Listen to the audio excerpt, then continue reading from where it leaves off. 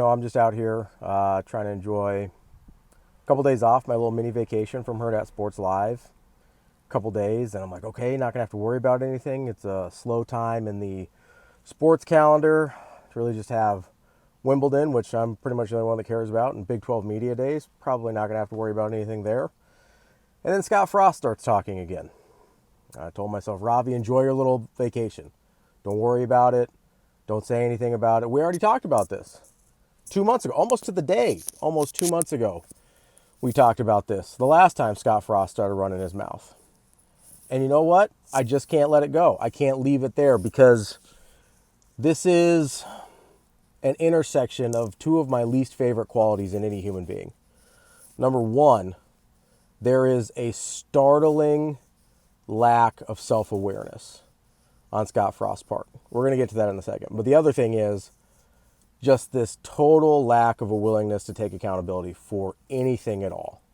Anything at all. And if you didn't hear, Scott Frost was asked, what did he learn from his time at Nebraska?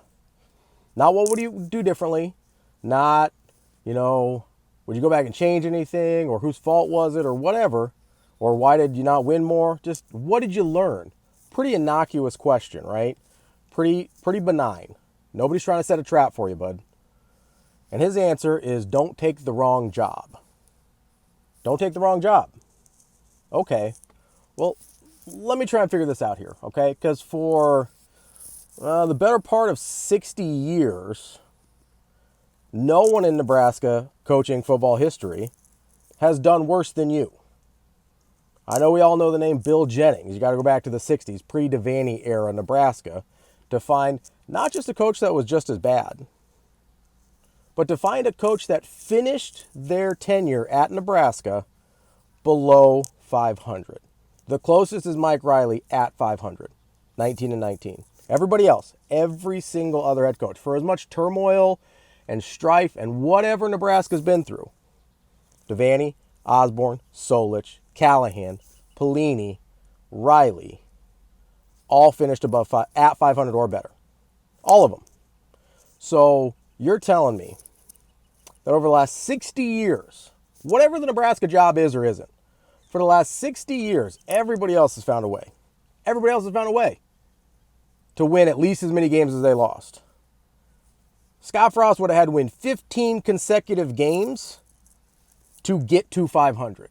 So you're telling me that that's Nebraska's fault. That's the job's fault. That's where a lack of self-awareness kind of comes in a little bit there, because if every single person, even the bad hires, right? We kill the Mike Riley hires. We kill the Bill Callahan hires. Even the bad hires. They figured out a way to at least finish 500. But it's the wrong job. It's the job's fault when you take it, when you can't finish 500. Okay. So that's a lack of self-awareness there a little bit. And when the answer is, what did you learn? This is the reason pretty early on I figured out that Frost wasn't going to turn it around. When he says, what did you learn? And said, don't take the wrong job. No, that's a lack of accountability, because I don't care what happened. I don't care who was responsible. I don't care what the circumstances are. No one in a professional setting like that, when you fail to that degree, is 100% absolved of blame. Not a soul. And listen, don't tell me, oh, well, Bill Moose was a bad AD. You think Steve Peterson was a good AD? You think Sean Eichhorst was a good AD? The coaches under them still figured out how to find a way to get to 500. So we sit here and we go, okay, this man who is the worst football coach in Nebraska in 60 years, we're talking 6 decades, that's more than half a century, for those of you that aren't great at math like me. You're telling me that that's the job's fault. Really having a hard time with my guy here. And then here's the other part. Here's where it kind of took me over the edge, because I was like, okay, don't take the wrong job. I talked about this 2 months ago. It's fine. I can let it go. And then I heard the rest of the quote. Talk about how I never really wanted to take this job. I was pulled away. Never wanted to take this job. I'm sorry. Did somebody hold someone you love hostage while this happened? Was somebody trying to blackmail you to take this job?